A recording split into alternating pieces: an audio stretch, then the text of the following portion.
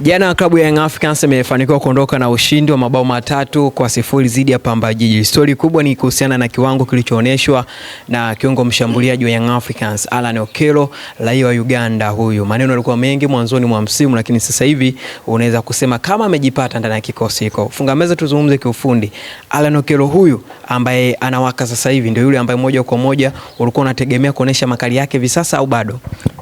Nadhani mategemeo ya Young Africans ndio haya ambayo wanaanza kuyaonesha hivi sasa. Alan Okello kujaribu kuangalia kiufundi zaidi, ukimwangalia bado hajafikia asilimia hata 80 ya ubora ambao watu wengi wamekuwa wakiufahamu kwa Alan Okello. Kwangu mimi naweza kusema huenda nikani ndio kwanza asilimia 45 mpaka 50 wa kiwango chake binafsi, kwa sababu ukiangalia namna ambavyo alikuwa na mchango mkubwa kwenye kikosi cha Vipers, lakini rejea kwenye timu ya taifa ya Uganda The Cranes, tutagundua kwamba ni aina wachezaji ambao ni potential sana, ni talent pure.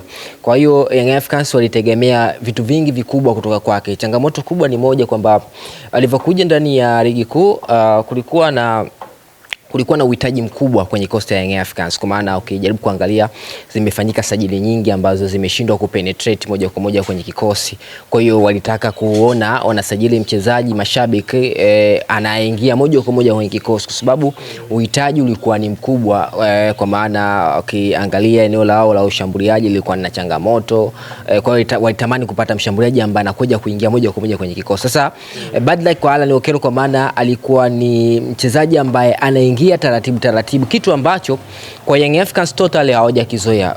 Rejea kipindi ambacho anasajiliwa kina Khalid Aucho, rejea kina Djigui Diarra, rejea kina Fiston Kalala Mayele, mpaka miaka ya hivi karibuni nazungumzia kina Maxim Pia Zengeli, kina Pacome Zouzoua. Ni wachezaji ambao walisajiliwa, walivyofika kwenye kikosi moja kwa moja wakaonesha ubora wao, kitu ambacho kwa Alan Okello hakikuwa hivyo. Ukijaribu kurejea kwenye michezo ya mwanzoni unaona alikuwa yupo down sana. Ukiangalia namna ambavyo ligi yetu imekuwa ngumu, kitu ambacho kilikuwa kinampa maswali magumu ya yeye kuonesha talent na ubora ambao uko nao. Lakini this time around nazungumza ni kwamba tayari ameshazoea mazingira ya ligi kuu, tayari ameshaelewa ligi inahitaji nini hasa, na mchezaji mzuri ni yule ambaye anakubali kubadilika kutokana na mazingira husika. Sasa ukijaribu kumwangalia kwa Alan Okello, ni mchezaji ambaye amekubali sasa kubadilika kutokana na mazingira husika. Baada ligi inahitaji energy ya kutosha, inahitaji nguvu pamoja na kasi. Alivyokuja ukijaribu kuangalia alikuwa hana energy ya kutosha, lakini pia matumizi yake ya nguvu yalikuwa ni hafifu, kitu ambacho ingekuwa ngumu kwa aina ya ligi ya Tanzania kuweza kucheza. Lakini this time around nazungumza, unamwona ameanza kukaza, ameanza kuelewa nini ambacho kinatakiwa katika ligi kuu soka Tanzania bara, na ndio maana tumeanza kufaidi ubora na talent ambayo yuko nayo. Yes.